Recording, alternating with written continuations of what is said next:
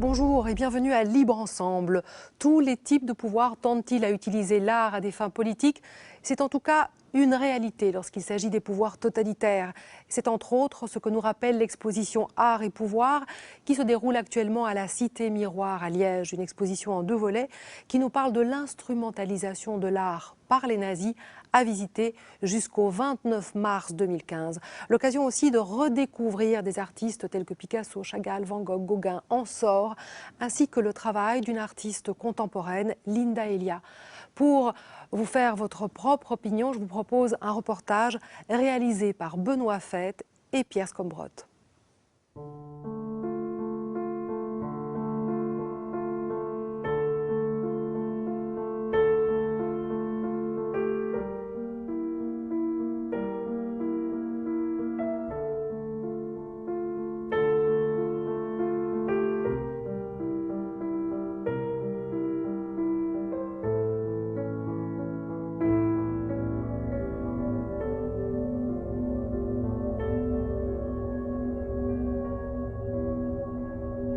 Nummer 15, Marc Chagall, Blaues Haus, 1920.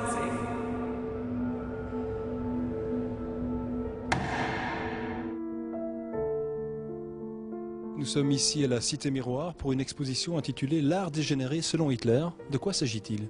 L'exposition L'art dégénéré selon Hitler évoque la vente de Lucerne, donc 1939. L'État nazi vend un certain nombre d'œuvres d'art de ses musées, un certain nombre d'œuvres d'art d'artistes, d'art moderne, et se débarrasse en même temps de ce qu'il considère comme de l'art dégénéré.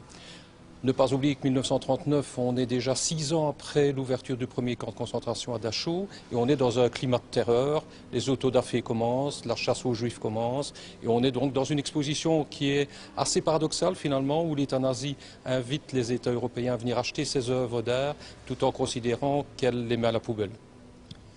Pourquoi avoir décidé de réaliser cette exposition ici, à la Cité Miroir ? Et je pense qu'il y a un lien évident. Nous savions que l'Université de Liège travaillait depuis 10 ans sur le sujet. Le fait que les territoires de la mémoire se soient installés ici avec leur parcours plus jamais ça, l'opportunité d'accueillir cette œuvre, ces œuvres dans la Cité Miroir et d'avoir une réflexion sur les relations entre l'art et pouvoir, puisque c'est bien de cela qu'il s'agit, était quelque chose d'intéressant pour nous. La preuve en est, nous avons un vrai succès. Et je pense que la réflexion de fond est importante, puisqu'elle peut aussi avoir des répercussions sur ce qui se passe aujourd'hui en matière de censure d'œuvres artistiques et de régimes totalitaires qui, quelque part, interdisent les artistes, les écrivains, les musiciens, qui ne sont pas dans la norme de l'état de la dictature. Et donc cette expo est à la fois pédagogique, elle est artistique, parce qu'on présente des œuvres qui sont tout de même assez exceptionnelles. Picasso, Chagall, Gauguin, Kokoschka, on a là un beau panel d'artistes connus et reconnus, mais je pense que c'est d'abord une exposition pédagogique et d'éducation.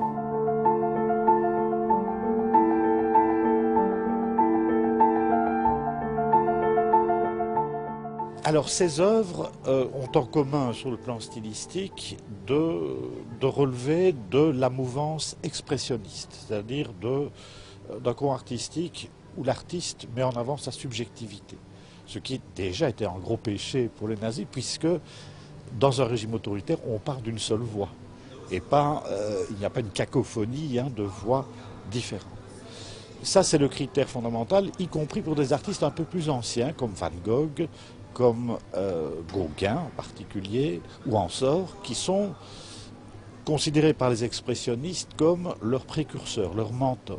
Mais on est toujours dans la même ligne. Maintenant, d'autres critères intervenaient, donc un artiste juif, ça c'était évidemment rédhibitoire, de même qu'un artiste considéré comme bolchevique, comme on disait à l'époque, communiste. Et un autre critère, c'était que cet art moderne était trop influencé par l'étranger. Donc il s'agissait de promouvoir un art purement germanique, si ça peut exister.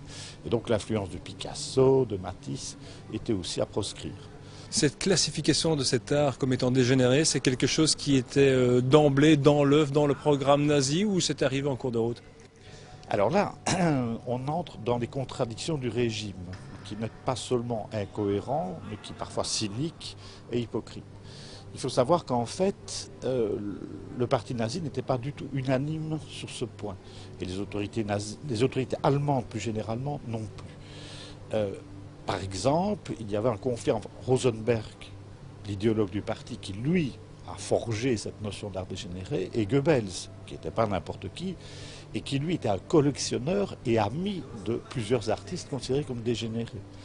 L'armée allemande s'est opposée au concept parce que certains artistes qui étaient visés étaient des héros de la guerre 14-18, croix de guerre, morts à Verdun. Les jeunesses nazies se sont opposées aussi en disant « mais non, l'expressionnisme allemand, c'est l'âme allemande qu'il s'agit de valoriser ».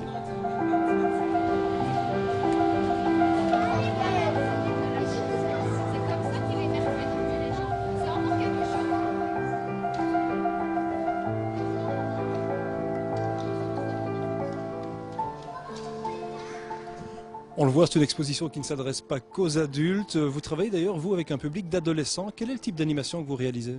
Alors, on travaille de fait avec des publics un peu plus jeunes. On ne travaille pas avec des tout petits enfants. L'objectif étant de recoller à nos missions. Donc, on a essayé de concevoir une animation plus politique, une guidance plus politique. Là, ici derrière, on a une autre ASBL liégeoise qui s'occupe d'animations qui vont plus se diriger vers l'histoire de l'art. Nous, on essaye d'en créer notre guidance dans le présent. Quels sont les types de questions auxquelles vous avez déjà été confrontés? Alors, on se demande tout simplement pourquoi un homme sur un cheval, sur une plage, peut être si dangereux pour le Grand Reich. On se demande pourquoi le bas du Picasso n'est pas fini. Enfin, voilà, c'est le genre de questions plus amusantes qu'on peut avoir parfois. Et au-delà de ça, il y a des questions parfois très pertinentes qui témoignent d'une prise de conscience sociétale de la part de ces jeunes? Oui, tout à fait. Aujourd'hui, on se demande, est-ce que ça existe encore, ce type de censure? Est-ce qu'on essaye encore de faire disparaître des œuvres? Est-ce que c'est uniquement à l'étranger, dans des pays lointains, ou est-ce qu'en Belgique aussi, on retrouve ce genre de censure? Et ce qui est bien, c'est justement d'entamer un débat autour de ça. Nous, on n'aura jamais de réponse complètement faite. Ce qu'on peut faire, c'est amener des exemples pour faire réfléchir et pour animer le débat.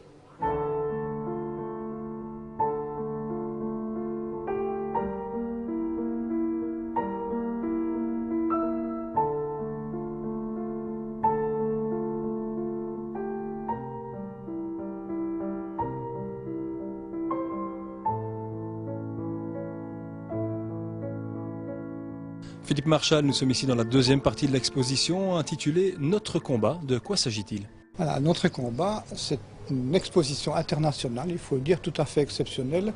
Mais pour la présenter, il faut un peu revenir à l'histoire de cette exposition. Donc l'exposition a été réalisée par Linda Elia, c'est une artiste, peintre, photographe parisienne, mais de confession juive. Et un jour, il y a à peu près moins de 10 ans maintenant, elle tombe sur Mein Kampf, le livre programme entre guillemets, de Adolf Hitler. Et comme tous ceux qui ont ça en main, on ne sait pas très bien quoi en faire, et elle non plus. Et puis un jour, elle a une idée, c'est sa fille qui lui souffle en réalité, distribue des pages à tout le monde, et même à toi, et faisant chaque fois une œuvre de résistance. Donc, l'exposition Notre combat, la bien nommée Notre combat, j'ai envie de dire, est composée, en tout cas ici à la Cité Miroir, de 500 feuillets, qui sont autant de cris de résistance par rapport à un livre absolument horrible.